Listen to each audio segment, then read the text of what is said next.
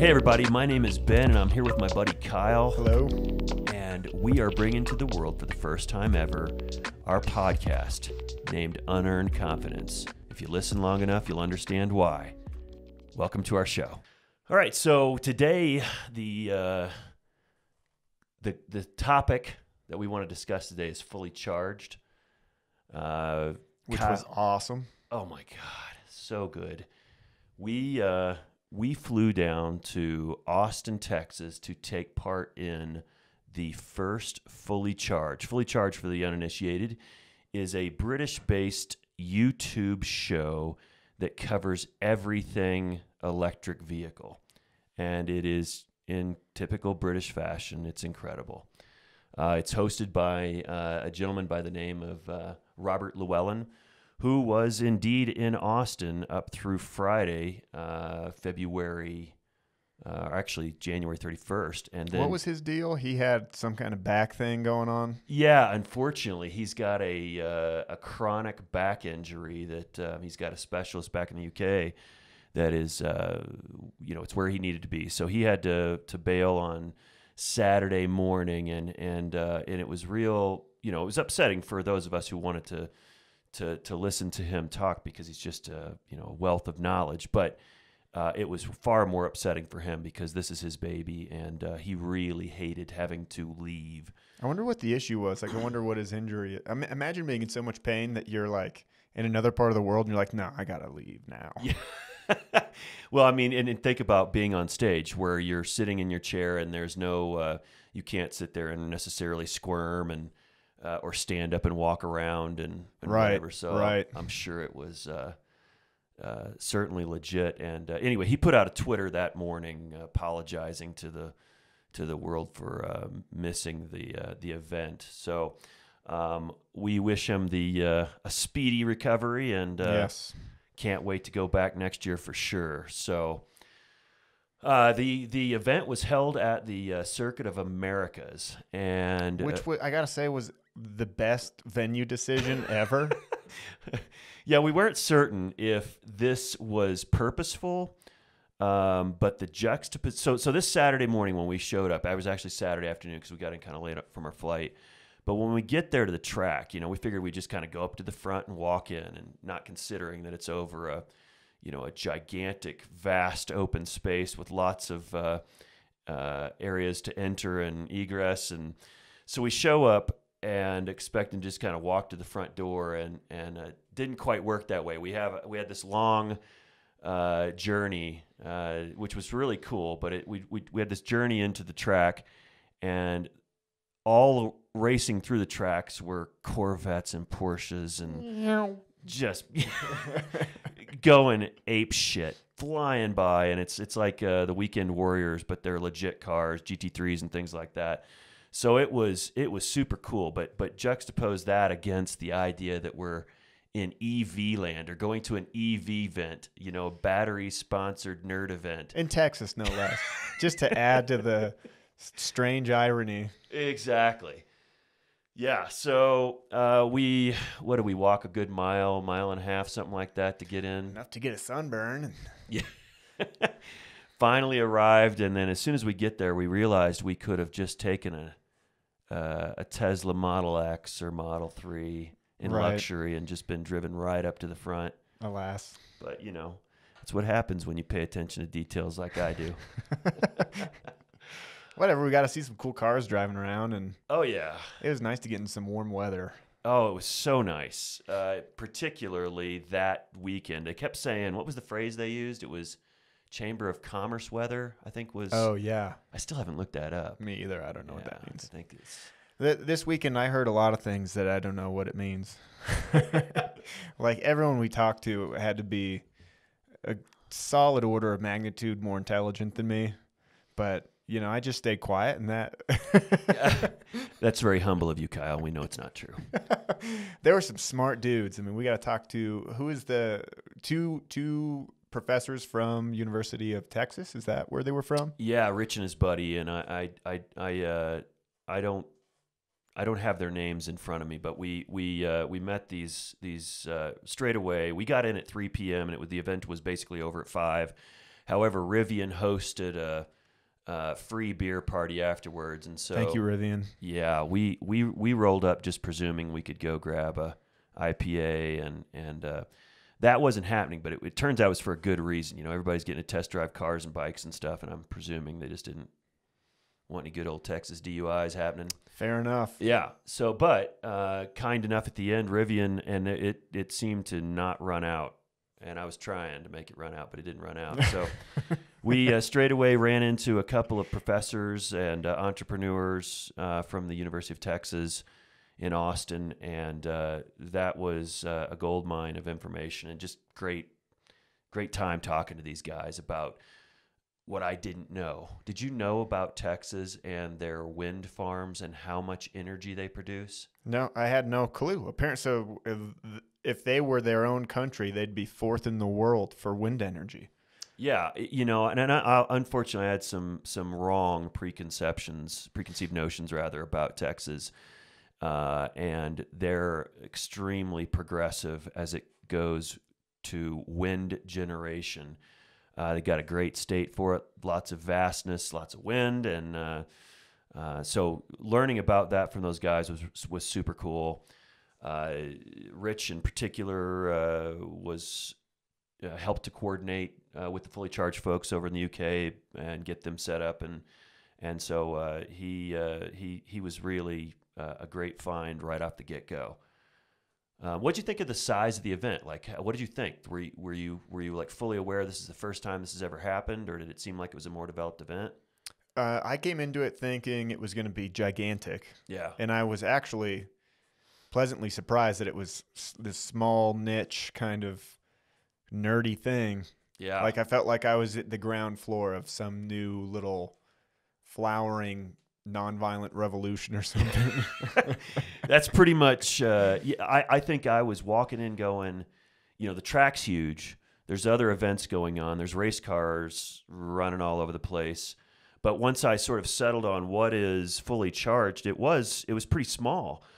And I was kind of like, well, man, this won't take long to see. But then something magical happened. We started meeting people.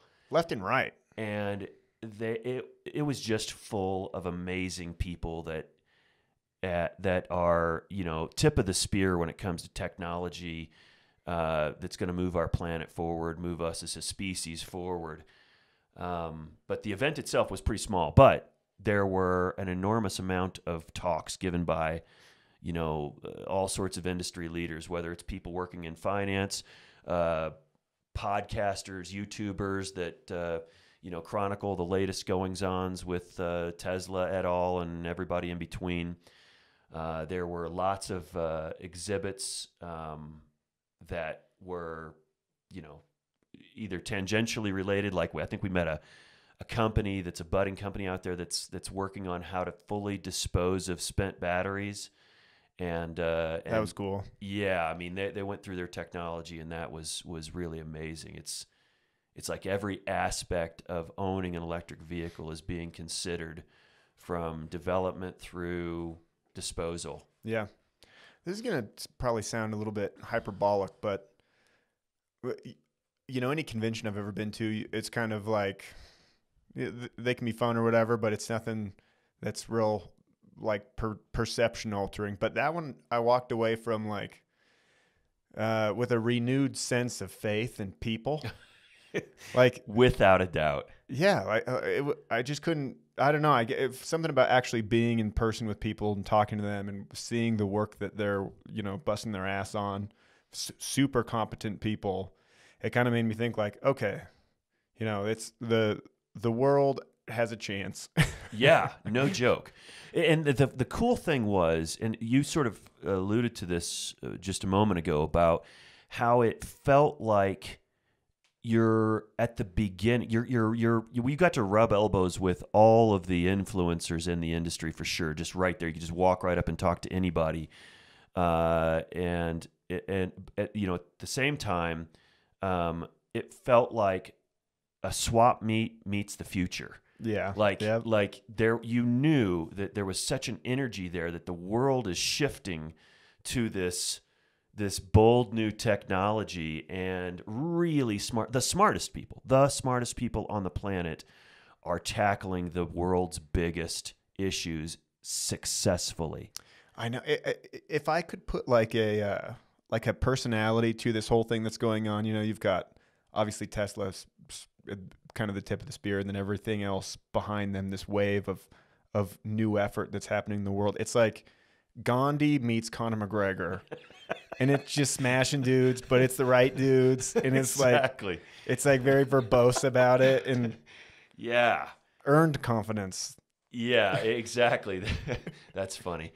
So while there, so to give you an idea of what it like the setup was outside as you walked up or were dropped off, there was an area for just the original Tesla Roadsters, and as much as I've been a Tesla fan and all that, I've never been up close to a Tesla Roadster, and there were probably, I don't know, what would you say, 6 or 10 there? Yeah, a bunch. And they were, I think, all from local Austin area enthusiasts that came and brought their vehicles, so you could get up close to them. And those seats look comfortable, huh? The car itself looked like something you strapped on. You could definitely see the elements of Lotus there, and their original design. It was no doubt beautiful, beautiful car. But as I looked at it, I'm looking at the driver and passenger seat, which is all there is. It looked like they were 3 millimeters off the ground. Yeah. Like, that was nuts. Man, I would not want to hit a bump. But I guess what they represented, they were like something like 200 miles of range. Yeah. Super fast. Yep. They were... and they're OG. I wish I had one in my garage. Oh, man. Someday, right? Someday, maybe. So what else was out there? We had definitely had several new model Teslas by, I believe, the local Austin Tesla. I don't know if I'm saying this right because I don't know how the sales goes in Texas. I don't think they're free to sell them like we can in Colorado here. Oh, okay. But some representative of Tesla Texas was there, and they had several vehicles that they were showcasing and helped drive people in. Right. Yeah, I forget the name, but then there was I think EV West was there. Oh yeah. They had that sick Porsche that the Now You Know guys got to take out on the track. Did you see that? Oh my gosh. That was so sick with the wide hips, and it was like a off-white or an ivory white Porsche with like Burberry interior. Like, it was sexy. Yeah, that was cool. I never got a chance to talk to Michael Bream of EV West, personal hero, but I did talk to some of his counterparts and staff and things like that, and I was curious about, he's been working on Ewan McGregor's V-Dub. Oh, that's right. And that's finished, and apparently he's totally thrilled with it, and he's got 2 or 3 others that he's got in the queue. That's cool. And here I was daydreaming. I'm like, I'm particularly in love with their 911 style conversions, where they put a Model S motor in the back of that thing, and they're just super sick. And I'm like, well, so I heard there's a little bit of a queue, and he's like, yeah, 3 to 4 years. Like, that's okay, and that's awesome because it just means that even for what might be their original hobbyist ideology is now full blown. They sell the conversions. In fact, doing them in shop like Ewan McGregor I think represents a smaller portion of their business as opposed to your ability to go online and order the entire kits to convert, whatever kind of car you're right. working on. So EV West was incredible. There were a couple of other folks out there that were showing off their different types of conversion kits and things like that. And I saw a BMW 1600. Shelby. Yeah, Shelby Cobra kit. It was a kit Cobra, but beautiful nonetheless. And Mini Cooper. The old ones. The old school, right. And they had them in the conversions were beautiful. But it looks like all of these conversions, they make the big key is to fabricate a faceplate that interfaces between the original transmission and the electric motor. Mm-hmm. So what's really cool about them is you can still use the shift mechanism within them, but it sounds like most people just put it in second gear and leave it there. Oh, really? Yeah, you're not revving out like you would with a normal aspirated engine. You just put it in second. It has such enormous torque. It goes, and it doesn't need. Now, sometimes people switch, maybe 2 gears, but generally speaking, you can just leave it and go. And so that's cool. Yeah. So an electric motor just can deal with higher RPMs in a way that ICE can't. Exactly, and the power curve is much more linear as opposed to like a parabolic curve that you would have in an ICE engine where there's a point of diminishing returns and a build up to peak power. Right. So these guys have, as I understand it, all their power right up front, which is pretty. I believe badass. it. If you're ever getting an EV and have someone stomp on it, good luck getting your head off the headrest. Yeah, and funny enough, I had never driven one until about a month or two ago when we bought my wife's Model 3. Mm-hmm. I had been up close to them. I had, definitely was thinking, man, this is something very interesting. But when I drove it, and this is not even a performance Model 3. This is a long-range Model 3, 325-ish miles of range, and it's blistering fast. Like, you drove it. What did you think? It shocked me, and I've been a fangirl for a long time. I just hadn't been in one yet, and it still surprised me and amazed me. And I got out of that thing just like, okay, how can I sell my body so I can get one of these or something? They're incredible. Plasma and sperm. If Yeah. you can hawk those two for cash. All right, done. Yeah. My week's full. Yeah. So that to me, the technology now that's out there, and I know Tesla's driving a lot, but so are a lot of others coming up. In particular, Rivian. Question for you is, when you got your Model 3, I know that that you ended up investing heavily into their stock. Was that the deciding factor? Was it the Model 3 that was like, okay, they're doing something huge, and now I can touch it and feel it and see it, or was it more just paying attention to the fundamentals of the company? Yeah, no, good question. For one, anybody that knows me, I'm a data guy. I like to have there's certainly passion behind my decision to buy Tesla stock, but it's data, and the data. This is before owning a Tesla, but the data on them was so compelling. The duration of, the durability of an EV platform, the lack of maintenance required, the speed, the now range, the ability to charge from your home and never buy gas. All of the sort of compelling things that are not just limited to Tesla, but are a part of the EV world, were already things that had my attention. Then we hadn't bought one yet, but then I started looking at what Tesla was doing that nobody else, and when I say nobody else, I mean the big auto manufacturers, BMW, Mercedes, Ford, GM, and so on, did not appear to be taking EV seriously. And by that I mean it requires build out of dedicated chassis. I don't think it's going to work really well to supplant a battery and electric motor into an ICE vehicle platform.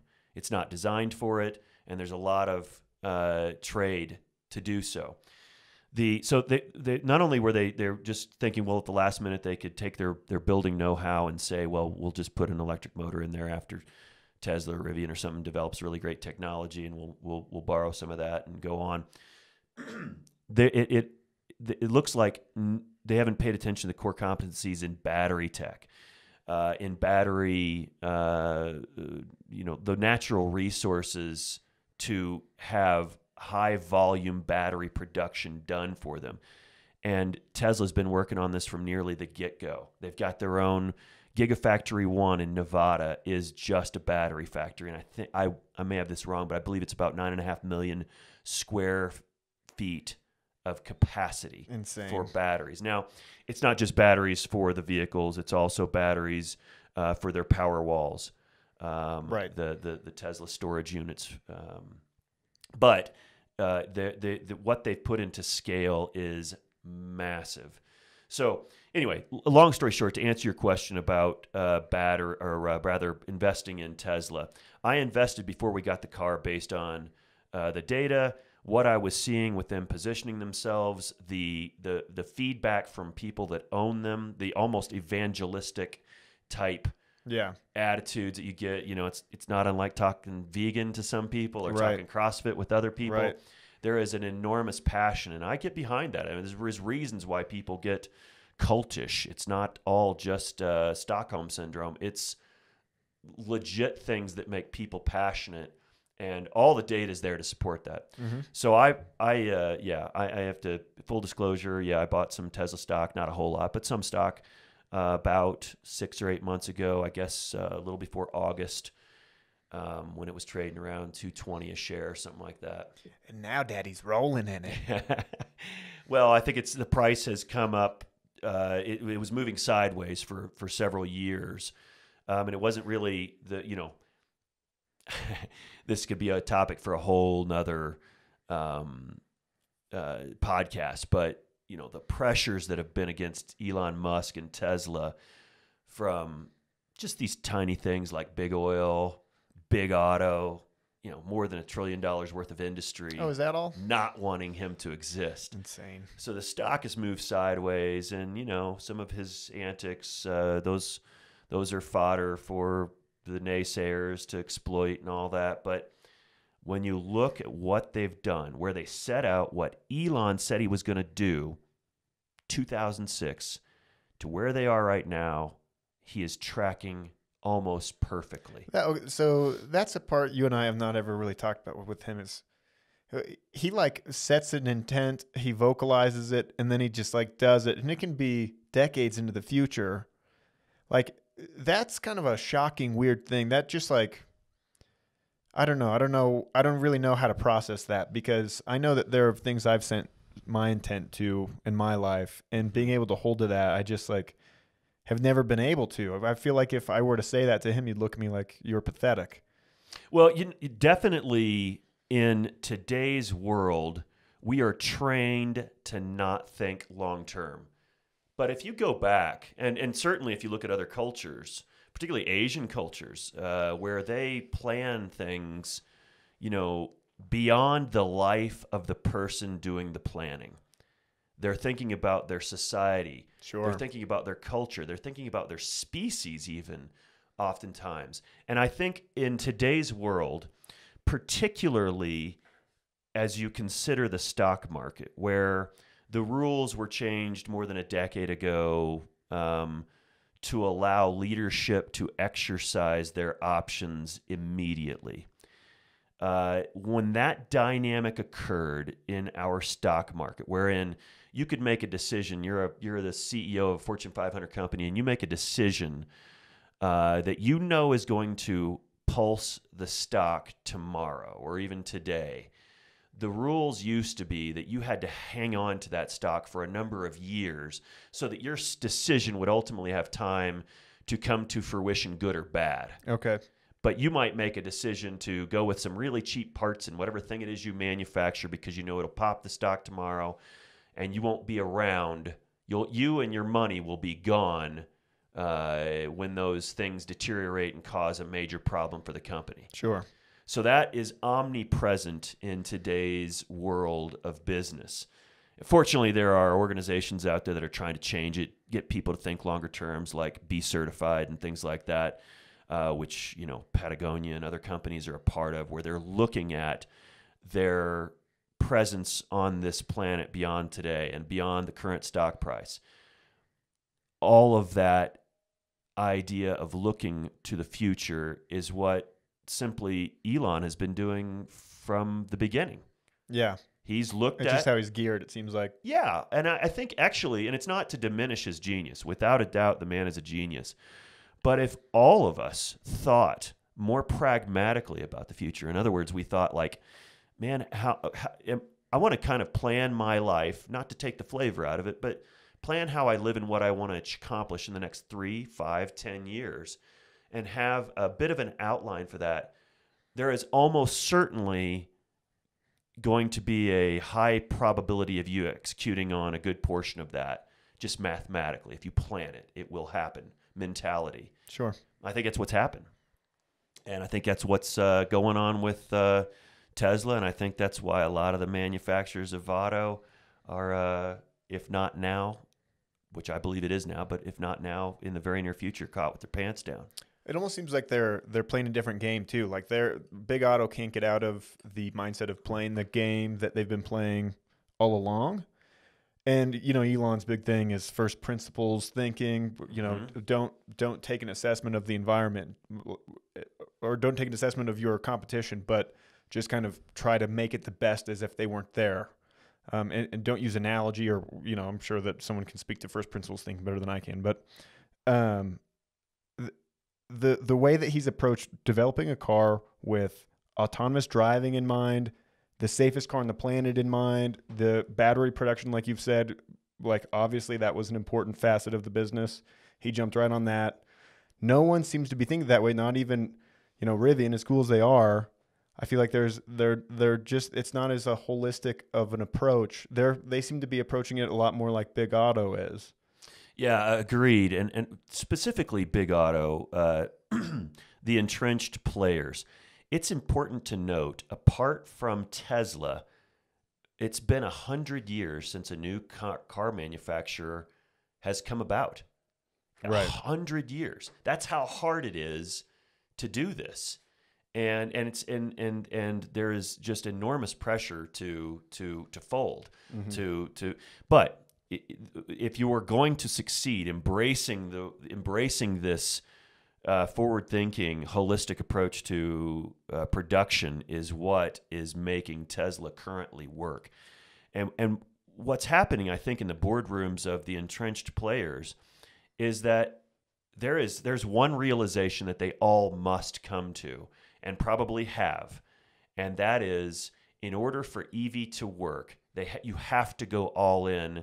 And that means cannibalizing your current ICE sales, which are the massive pipelines of funds right now for those big manufacturers. So they have to, in order to go EV, can't kind of dabble with it like they've tried to do. They have to go all in. You have to make that judgment and do it. Sure. And I'm not seeing the evidence, apart from a little bit of VW, that's happening really anywhere. I think there's platitudes. I think there's people building platforms. Ford, certainly with the Mustang Mach-E, I believe it's called. Yeah. And a couple of others are showing that they're serious about making a model, but they're not serious about getting rid of the ICE. Right. And if you were serious about EV, I think you just have to say, man, these two are not compatible. Right. Our planet's not compatible. I wonder how serious Toyota is with the fuel cell stuff, if that's just a PR thing or if they do in fact think that that's going to disrupt even the EV market. Yeah, so what you're saying is that Toyota went all in on hydrogen. Yeah. And and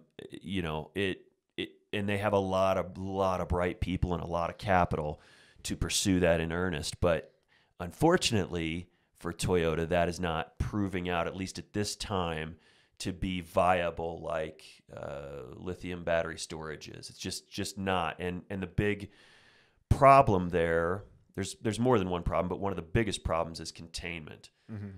And the production of hydrogen in a meaningful way to get into a car and go. It has, on paper, it's pretty badass. I mean, it's omni-abundant. It's the most abundant form of fuel that we have available, but containment and usability is just not there. Well, apparently the current version of the pumps that they fill off of, it takes after you fill a tank with hydrogen, it takes the pump 15 minutes just to get the tank that you fill off of back to pressure that you can fill off of again. Exactly. Yeah, so it's obvious that that's not going anywhere right now. I'm certainly not saying it doesn't have a future, 50 years from now or something like that, but everybody that is going in says, man, it's battery, and Tesla's proving it out that it's really that's the ticket right now. Now, is a fuel cell, it's still an electric motor, right? They just use electrolysis to create electricity as opposed to storing it in a battery? Exactly. That's exactly what's going on. So you have the plate set up, you have the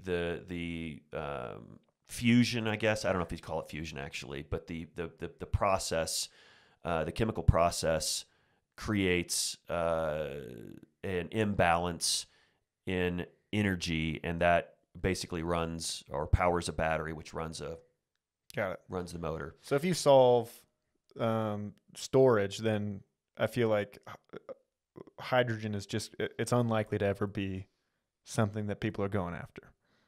The other element is volatility. Yeah.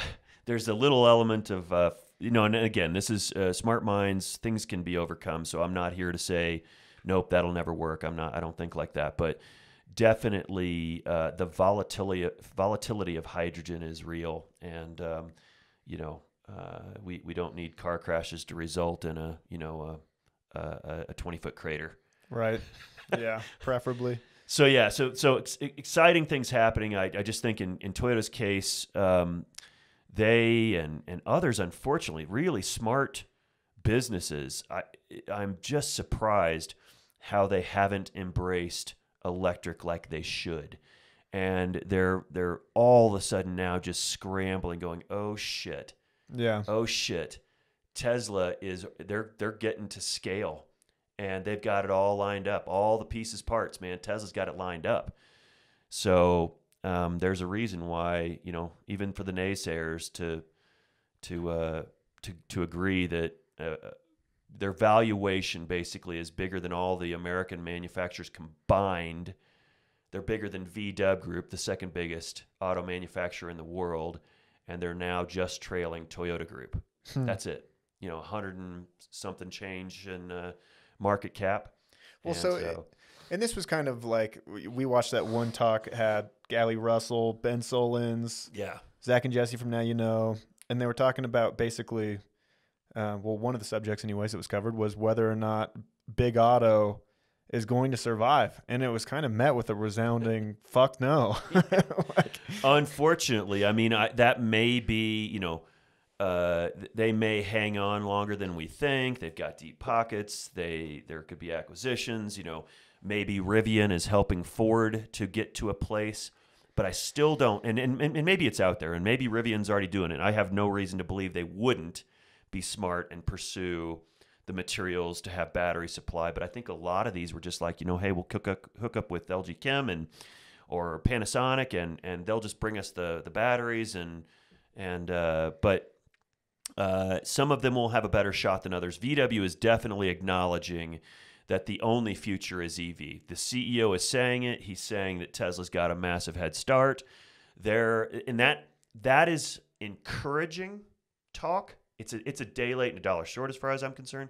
But it's important to acknowledge that, because if you don't, you're lying to yourself. You're bullshitting yourself, and we all know where that goes. You can't get anywhere in this world if you are bullshitting about who and where you are and where the rest of the world is. If you do that, you're sunk. So at least hearing VW CEO acknowledge where the world is and where it's going is real good. Ford embracing making an F-150E is semi-encouraging. And how much they've invested into Rivian is... Yeah. $500 million or something like that? Or... Yeah, I don't know. I can't remember the number, but it was up there. And I would imagine they're going to be importing that skateboard technology from Rivian and applying it Absolutely. That kind of seems like a good approach. Yeah. And to the uninitiated, and I'm sure most people, if we are lucky enough to build an audience, will already know Rivian and know more about them than Kyle and myself. But Rivian is a startup electric-only vehicle manufacturer that is, I believe they're branding themselves as adventure vehicles. And so they have what's right now, in the 2018 LA Auto Show, shocked the world because they had been in production or not production, but rather development of these vehicles for over 10 years. Right. Nobody knew. And they just show up at the LA Auto Show with the most gorgeous EVs ever with specs that are stupid. Like up to 500 miles of range. Yeah. And 0 to 60 in under 3 seconds. Quad in a motor. Truck. They can do a tank turn. Yeah. So Rivian, led by R.J. Scaringe, he's I believe a PhD from MIT, but also looks like Superman. So yeah, I'm sure his life sucks. But they came about, and they've been getting, I was reading in Crunchbase, they've been getting some form of funding since around 2011, at least that's disclosed. But the bigger rounds of funding, or the more popular, or the ones that we all know about, are, I believe, the Saudi, I don't know if it was a sovereign fund or whatever, the Saudi folks invested some form of hundreds of millions of dollars into them, and then Ford came in, I would believe, with around $500 million of investment. Amazon. That Jeff Bezos with Amazon came in, and I believe it was $700 million, and said, oh, and by the way, a few months later, we, for probably, I'm assuming it's for their last mile of delivery, the delivery vans that we would, like UPS drives the brown trucks and so on. They're making Amazon has partnered with Rivian to make 100,000 electric-only delivery vehicles, and they're developing them from scratch. And that's, people are estimating anywhere from $4 to $10 billion worth of revenue. Oh, wow. Alone, just in. So not only is it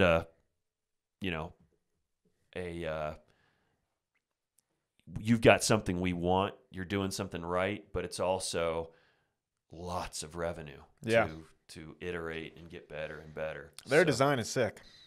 Design is sick. We got to talk to one of their designers, and he was. Oh yeah. I would have never guessed that he was on a team that was just crushing it like that. He was.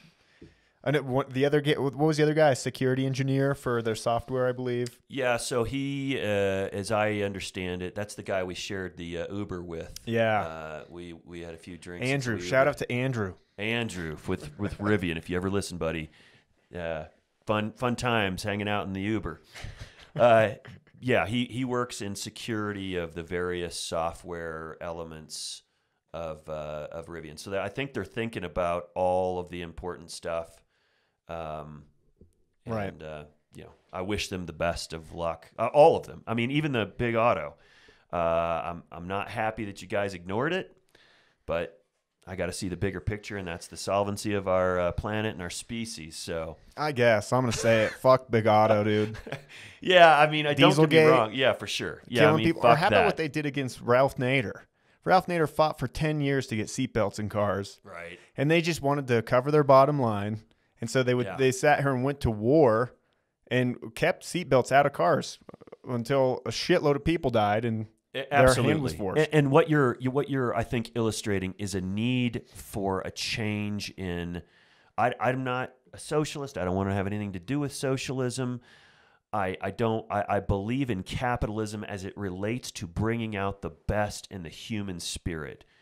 We're hardwired in such a way that if given a challenge and given an opportunity to succeed on a grand scale, we can do all kinds of amazing shit. I want Elon Musk to be the richest motherfucker on the planet.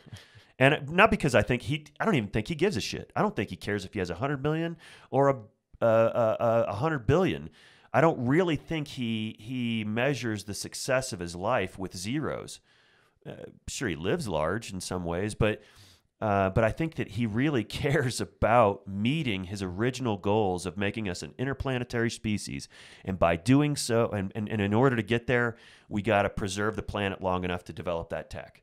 I mean, Right. it's as simple as that. Yep. And so with that comes solving all sorts of problems, transportation problems, distribution problems, and climate problems, things like that.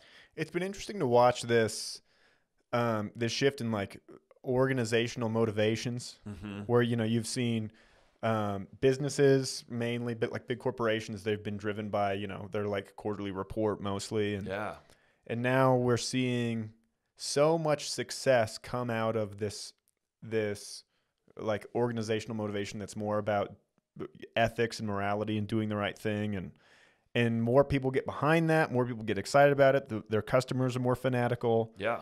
And I wonder what caused that shift and why that never existed previously. I think this is where university help does come in. We can rag on certain university environments and say that they're an echo chamber and things like that. But I think one of the things that is important in our education system, particularly as it relates to universities in America, is we have to study issues holistically and get to the root cause. And a lot of our problem in America comes back to sort of one of those original things I was talking about, is what is the corporate structure charged with doing? What is in their bylaws? What is allowed for them to be done? What should be in there? And are they the same?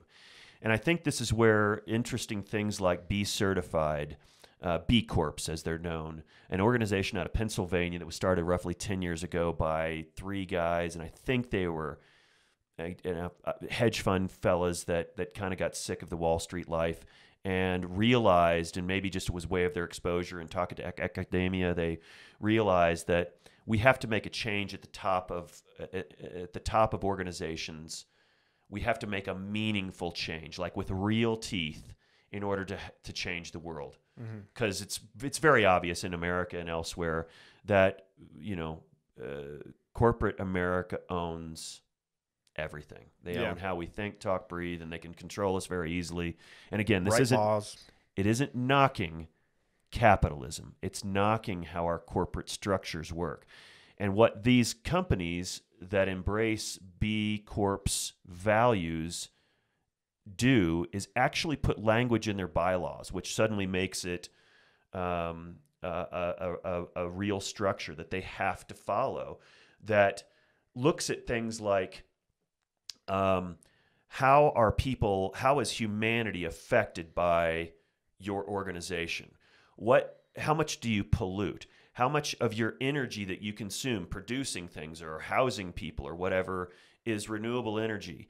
How long does it take your average employee to get to work, and so on and so forth? There's many, many, many of these, which I'm not totally familiar, even though in my businesses I'm gearing up to bring us to that sort of thing.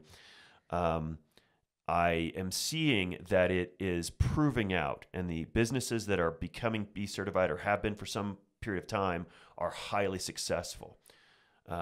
For example, Yvon Chouinard and Patagonia, the founder of Patagonia, has taken that company, and his team has taken that company and brought them to this certification, and it's wonderful. It's really good for their bottom line. Do you think that they created those market forces that led to organizations being more ethical, or are they like a byproduct of it? Like the first place my mind goes to is like the internet kind of increasing the level of transparency.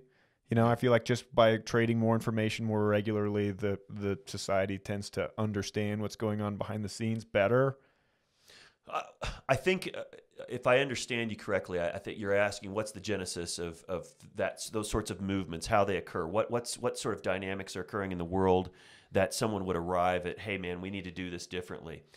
And I think probably, the internet, just access to information. There's a lot of bullshit out there, but access to information allows people to actually dive deep into things like corporate responsibility and why is this company doing this? We can see in real time people doing shitty things. It's not terribly challenging to go, that's just bad decision making. That's short-sighted. That's greed. And then on top of it, you've got companies that lend themselves, I think, into this. Would probably be like if I were picking out the initial cadre of businesses that would be involved in like Be Certified, B Corp. it wouldn't be hard for me to pick Patagonia. They've always had a ethos that's pretty much earth driven. And Ben and Jerry's is another example. I mean, those guys have been a pretty they're philanthropists to begin with, but that organization is ran by a couple of people that are quite keen on doing good for humanity. Right. So, but I have a buddy who is in private equity.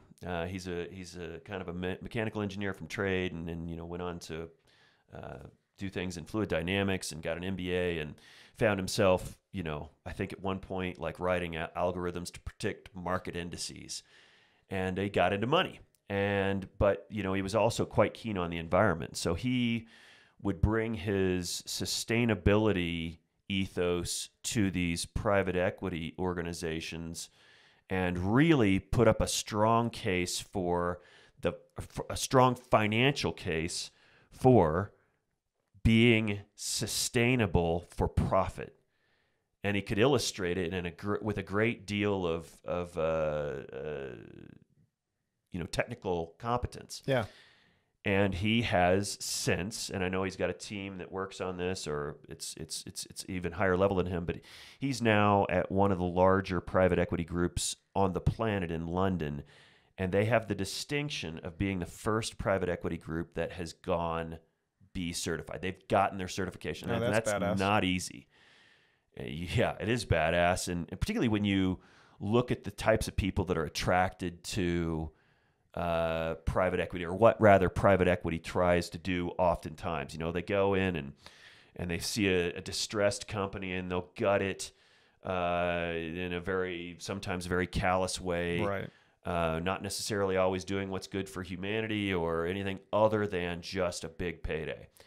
And, again, I'm not knocking them in particular just because that's the way our system's set up. But the B certified significantly changes how they have to operate, and not just themselves, but the organizations that they acquire. Yeah. That's apparently that the emphasis of B certified goes downline to the organizations they're buying. So I'm all for it. I think that's just totally badass. No, totally. I love seeing this trend of people kind of using the levers of capitalism as a form of activism almost, where Exactly. It's like it's just so much more powerful than carrying a placard down the street. Like, Yeah.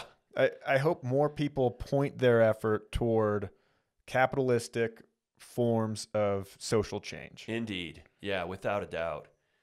Yeah. It's funny. You just made me think of something.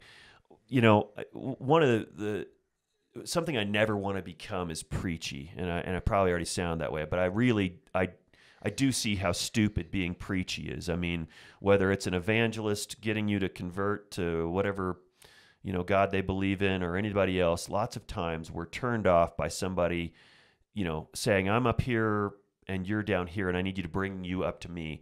We're all on this fucking journey together, makes man. My skin crawl. Totally. So, my house, we were lucky to have solar power. We got an EV. I compost. My wife composts. We try to eat less meat and shit like that. And the last thing I want to do is hear that shit out of my mouth, because I know that the person across from me is going, shut the fuck up. Check your privilege. Check your privilege. We got a few things to talk about that were still pretty cool. We haven't gotten to on our trip to Austin at Fully Charged. What was the biggest surprise that you weren't expecting to see? Oh, bro, that EV1. We walked around the corner. There's a fucking EV. I didn't even know EV1 still existed. I tripped over it. I was like, oh my God, no way. That was almost like a religious experience. It pretty much was. It had, you saw this too, man. It was the first day that we were there. There was a sign on it that said, don't touch or sit on it. It was like a little, here the car is green. So there was this handwritten, clashing pink Post-it note that was put on by one of the fucking engineers that was standing by it. Handwritten, just said, don't sit in or don't touch or something along those lines. It wasn't snarky, but it was just matter of fact. Don't fucking touch it. Yeah. Or don't sit in it. And then The next day, what did the new Post-it note say on it? The profit incentive took hold, and they were like, "You can sit in this shit for $20." It was cool. And, like one of the things that during that roundtable discussion with the various podcasters, the subject of the EV1 came up, and the gal from Fully Charged, the American gal, she was pushing back on, because it was almost getting like, cult-like talk about EVs and how great they are in Tesla and this, that, and the other, and everything else sucks. And Tesla's the inventors of it all.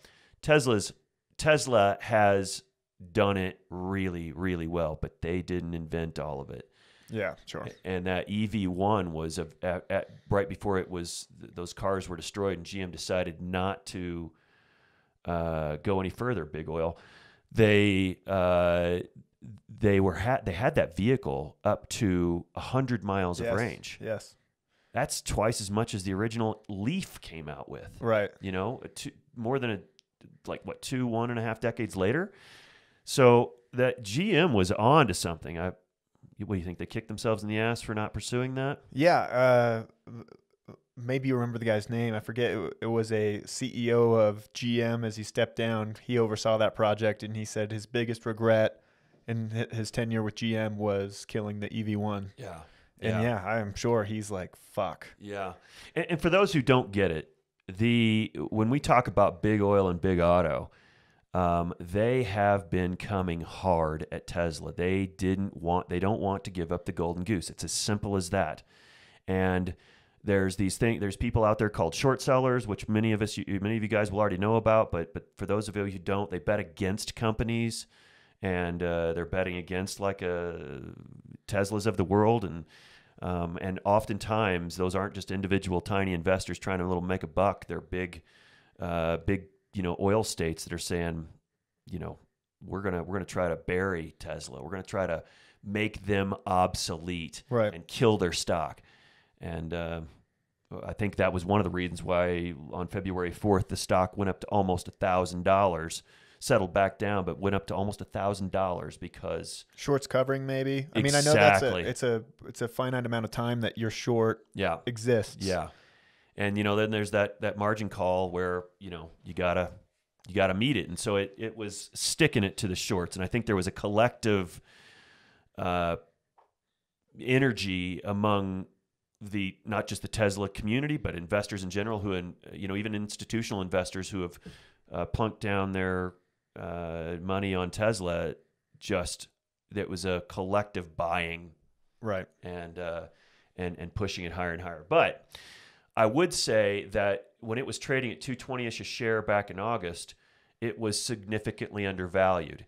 It's now settling out today. I think I haven't looked recently, but this morning it was starting out around $790-ish or whatever. It's anywhere around the $850 range is not inflated like most people are saying. It's where it should be. And there's a couple of reasons you can imagine why it needs to be where it is. It was moving sideways for a couple of years, but we got Gigafactory 1, which is 9.5 million square feet in Nevada that just makes batteries, and all of they own mines and things like that.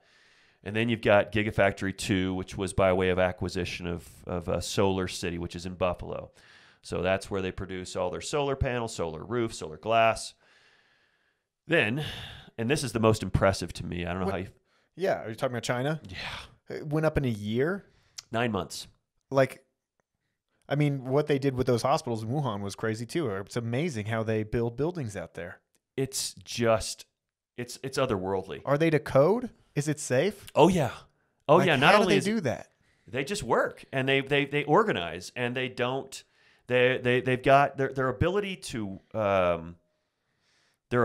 to plan and execute is sort of unparalleled. But I think it's part of it is being audacious and saying, we need to do this in 9 months' time. Something that would normally take 3 years, we need to do it in 9 months' time. And then they plan it, and then they execute. And I know it's far more complicated than that, and I'm sure it's fraught with any number of issues, et cetera. But the point is dirt 9 months prior, At the end of 9 months, vehicles rolling off the assembly line in mass. Apparently, they look good too. The vehicles are like good quality. Of course, yeah. Well, that's again, another subject for another podcast. But if we have an old school view of China, that cheap metallurgy, cheap plastic junk is all that is pumped out there, you're just repeating some old school talking point. It's just not true. China is vastly improved, and they're learning and they iterate super fast. They're it's a very smart culture, and they're getting it. So we got China Gigafactory 3. We got Gigafactory 4, and I think you mentioned you saw the driveway being paved. Yeah, right, exactly. So that they've I believe finalized things with the government agencies outside of Berlin to establish Gigafactory 4. And then, of course, last week, Elon puts a big teaser Twitter out there. He did a poll on where Gigafactory 5 should be, and if it should be in Texas. And of course, there's an overwhelming yes. So probably Texas will be Gigafactory 5. Anyway, all of this says that they've created not just a compelling vehicle, which is, as Elon would say, is the easy part. Designing a cool vehicle is super easy. Bringing it to scale and production is the motherfucker. Right. And that's what they're doing. And, they started with the Model 3 in mass production, like serious mass production, which is what one of their primary goals was. And it, had hiccups in the first 2 quarters of doing that.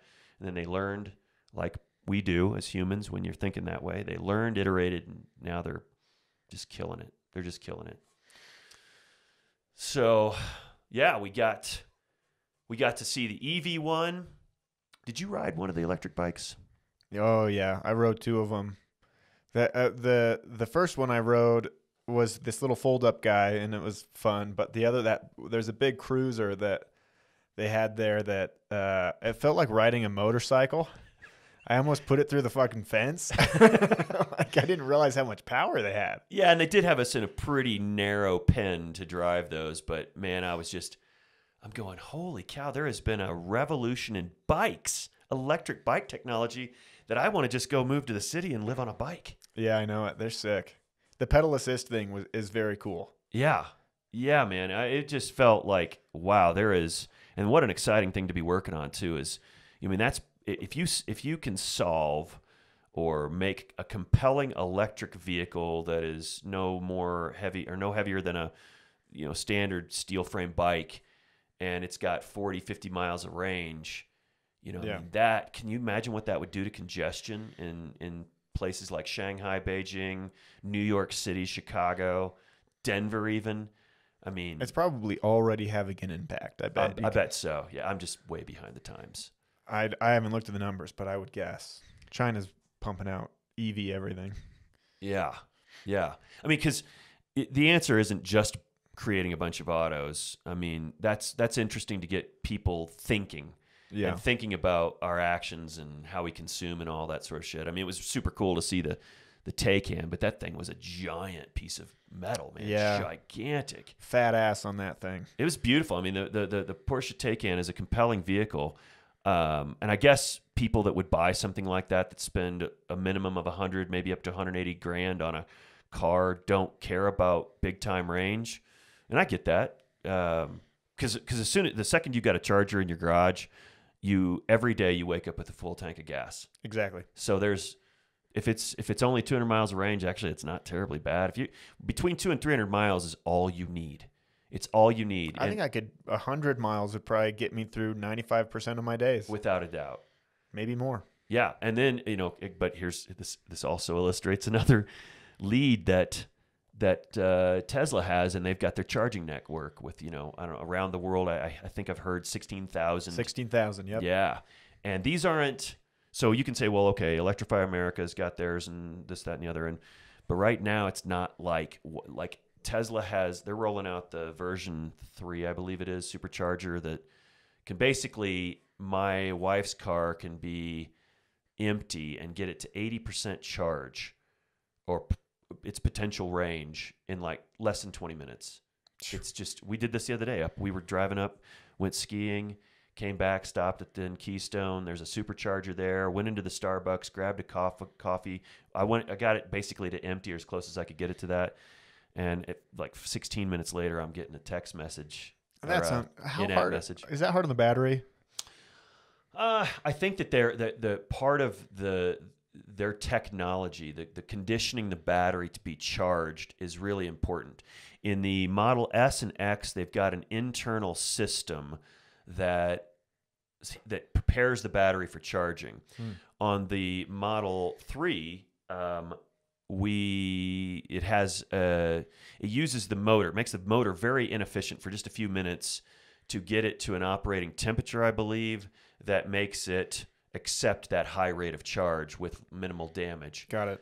Cycles on a battery are not perfect, but we'll end up having a show, I think, just about Maxwell battery technology. I think that'd be a good time to talk about that and where batteries are and how that all works. Yeah. I think is a discussion for a good show. But Well, and I would imagine after Battery Investor Day, a lot's going to be announced that's pretty exciting. Exactly. But all in all, going to Fully Charged in Austin was an incredible event. I encourage all of you next year to go there. And there's others. There's some in the UK and elsewhere. And I totally support what Fully Charged is doing with Robert Llewellyn and wish him a speedy recovery. They did a great show. I was impressed. For the first one, I thought it was awesome. Right on. Well, let's wrap it up. That was a good talk, and we'll be back next week.